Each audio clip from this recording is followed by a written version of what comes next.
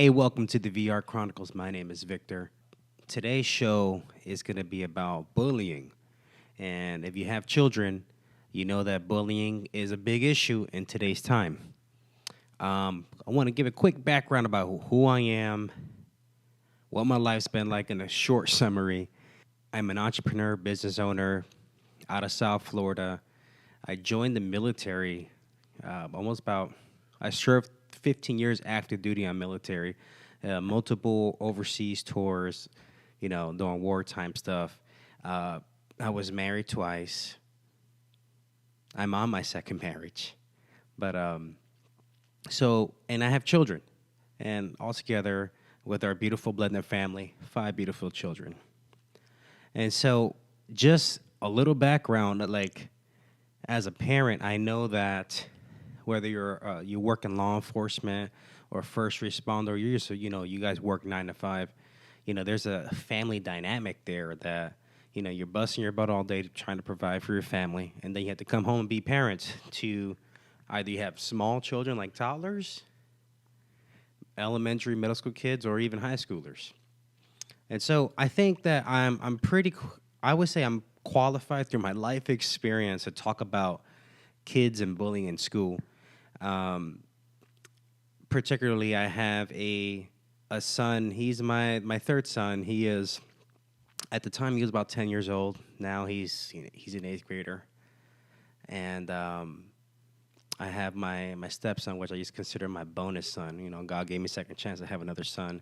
He's 12, and so we those two kids, they had issues with bullying related to their weight, right? And so, man, bullying is a serious issue because kids these days, they're not built the same as the Gen X and millennials. They're quickly to kind of fold within their peer group, with all the text messaging and it's just horrible, man. I had a few of my children deal with suicidal ideations just related to these social issues, and so as a parent, these are things we got to talk about. And so, quick background: when I was young, I was a heavy set kid, played football, basketball, baseball growing up, and so I dealt with like kids attempting to bully me because I was a little heavy set, but it was different back then. We grew up in the inner city. You had to be tough. You had to survive, right?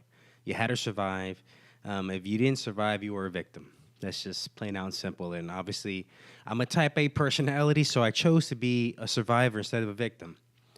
But when I'm gonna go back, when my son, he's 14 years old. When he was 10, and he actually was dealing with kids making fun of him in school, being overweight. As a father, let me tell you, it definitely it brought me back to when I was young.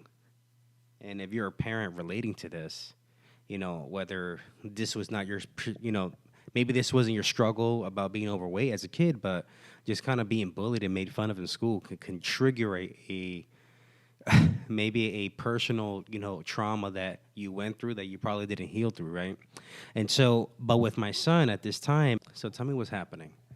And so there was this bigger kid at the school, which is pretty ironic, bigger than him, making fun of him, putting his hands on him, pushing him around, things like that. And I said, so tell me, is he hurting you? What is he saying to you? And, these days, back then, kids were already mean. If you grew up in the 80s and 90s, it was a little bit cutthroat. It was no holding back. But even till today, right, these kids they still saying really mean stuff, still cussing you out a little bit, especially when there's no adults around, right? And so my son said, he came home crying. I will never forget that.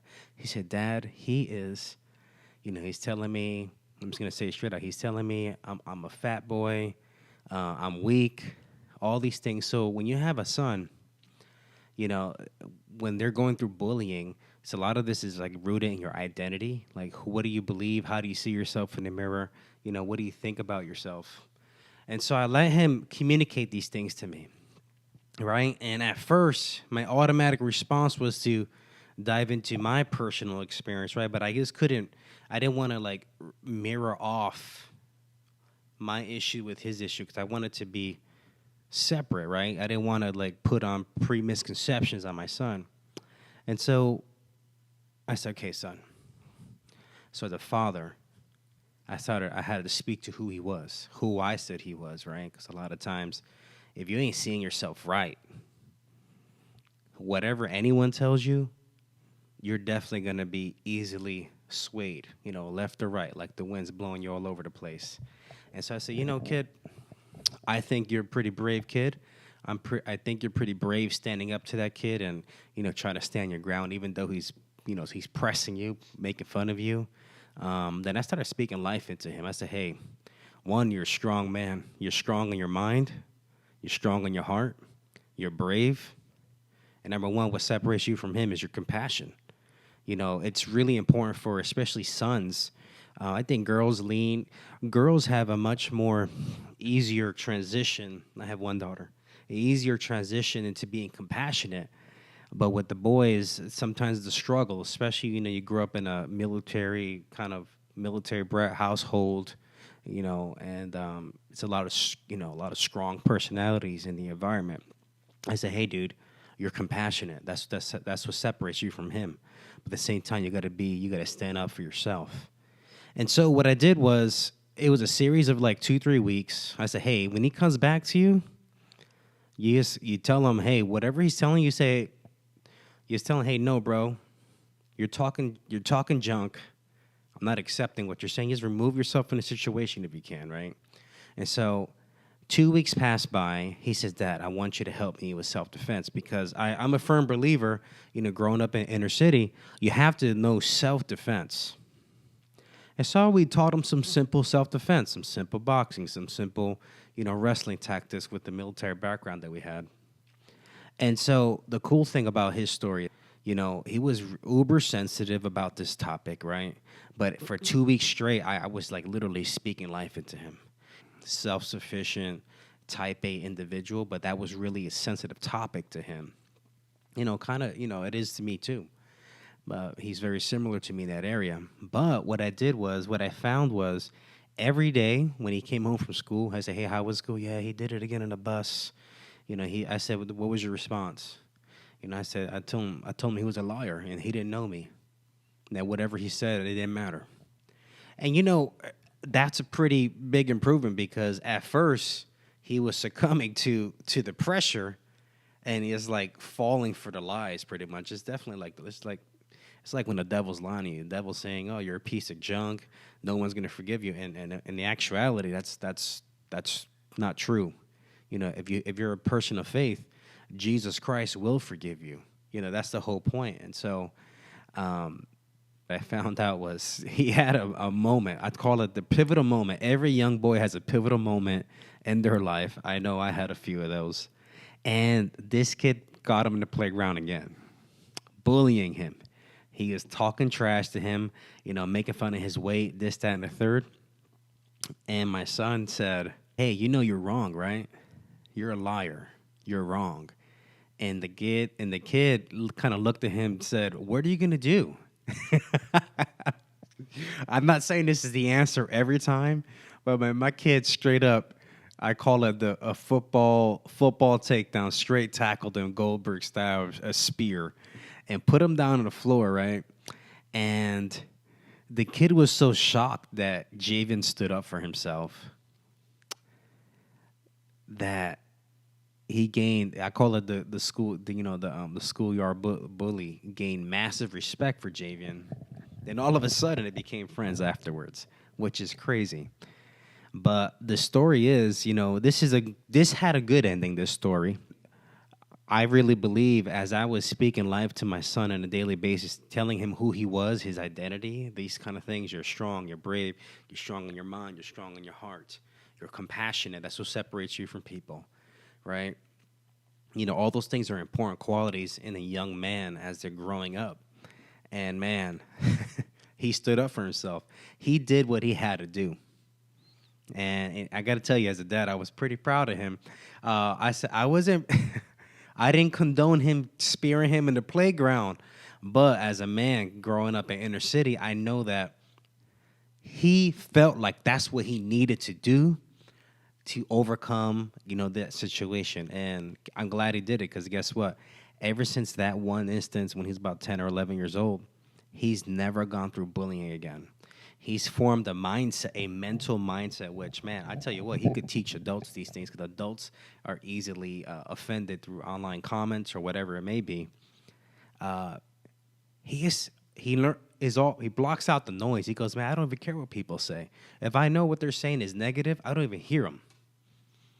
And this is in regards to like someone trying to bully you, slang accusations that are extremely false and out of this world, right? And I tell you what, I learned a lot from my son because it taught me that this man is a resilient dude, and that built massive character. And so let's go to my other son, my bonus son. My bonus son is not the same character, and the cool thing about naturally compassionate. He doesn't have to work hard at it. He's naturally he likes to connect with people. He enjoys you know sharing, right? These kind of things. But also he struggles in the same department that. And man, there was these kids in his class. He's an elementary school kid, and now he's in middle school. This happened about 2 years ago, year and a half ago, 2 years ago.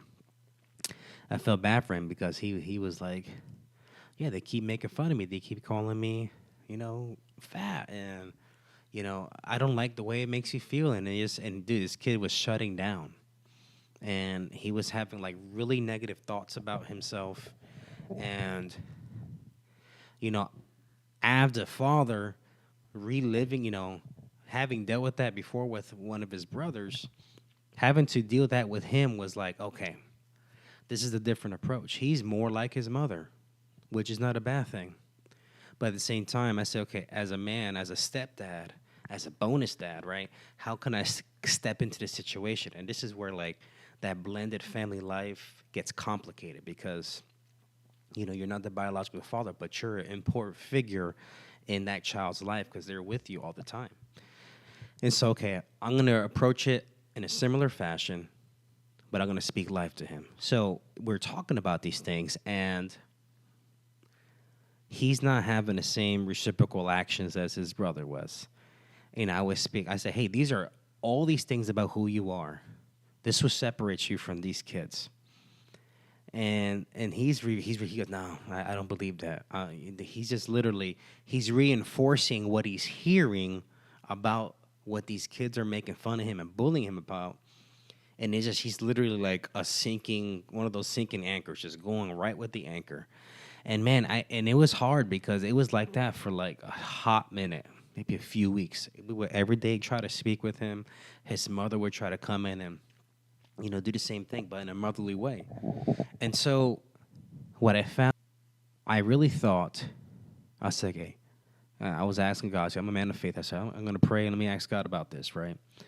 And what I found out with him was Joseph really sincerely has a desire to be liked.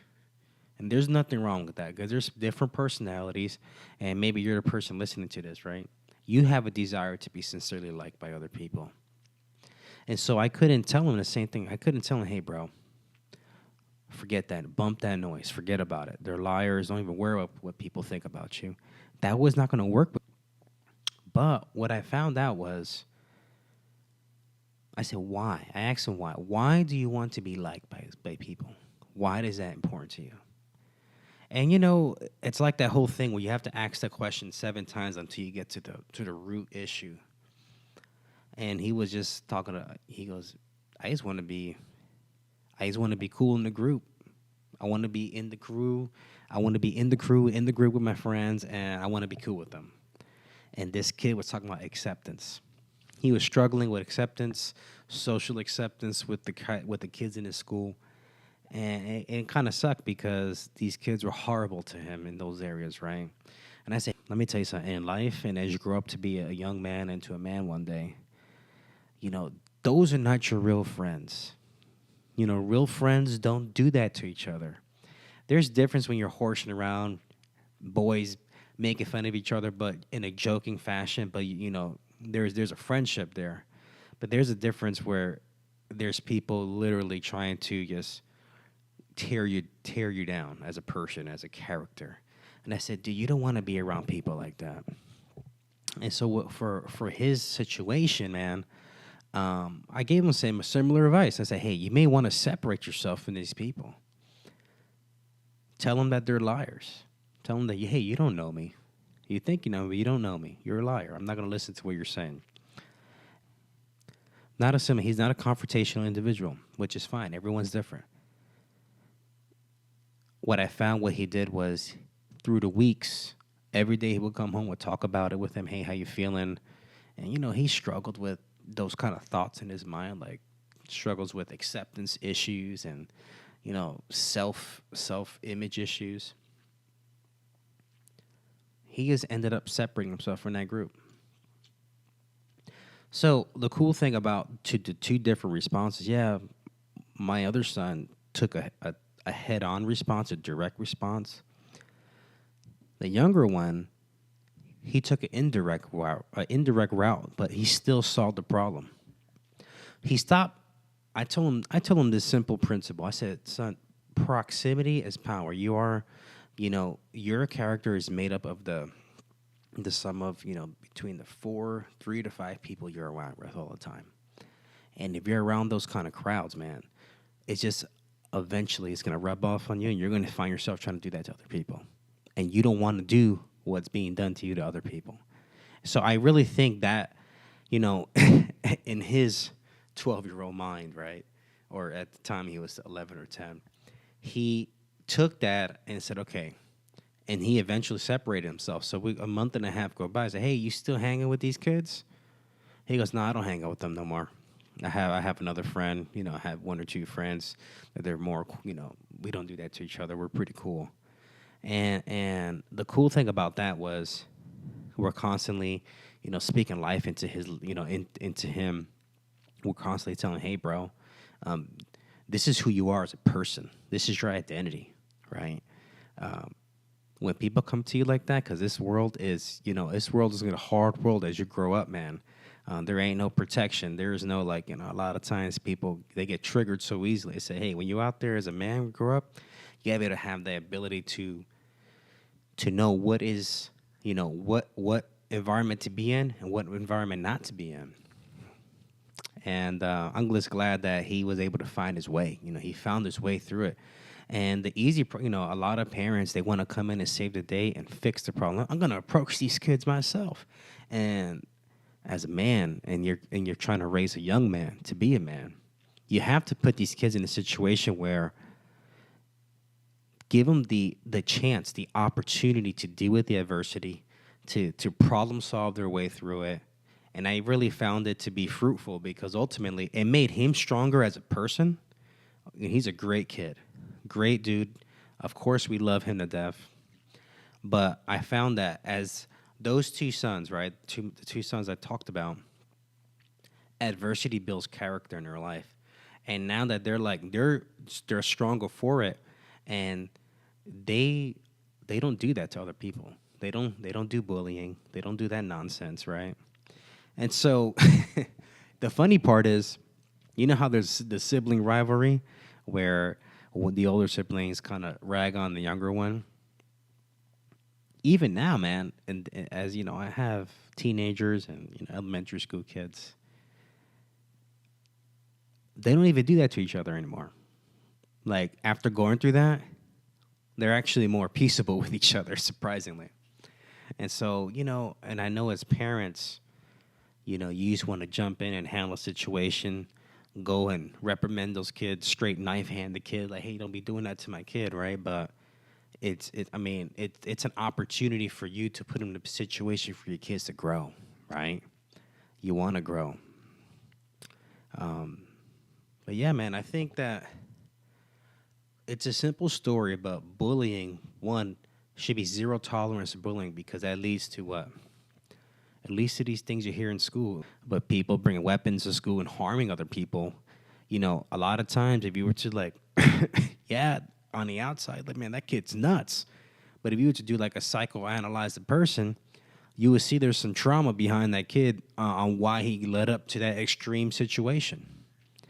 So so yeah, man. Today's talk was about how to parent, and I'm pretty sure there's so many other ways of parents out there with great other tactics of helping your kid deal with like kids being bullied at school and how do you approach that at home. You got to have zero tolerance. If you reflect that in the house, zero tolerance for bullying, it puts a good structure in your children's mind to not do that when they're in school, because most times, man, kids who bully, they come from a hostile home environment. So as parents, man, you got to have a positive, healthy climate at home. If the climate at home is healthy and positive, you can expect that your kid's gonna act right in public. But yeah, that's my name. My name is Victor. That was the VR Chronicles for today. We talked about kids being bullied. I hope you have a great day. Please remember to help support our podcast, go to YouTube at the VR Chronicles. Please press that subscribe, like, and comment button. Please follow us on Apple and Spotify. Also on Podbean. We have our website, the vrchronicles.podbean.com. And we also have a store. We said we like to sell faith merchandise here, like something like this. Faith merch. If you're a person of faith and you just want to rep positive, merchandise, positive apparel, putting out positive vibes in the world, yeah, check out the link below, and see if those are right for you. Have a great day. God bless you guys.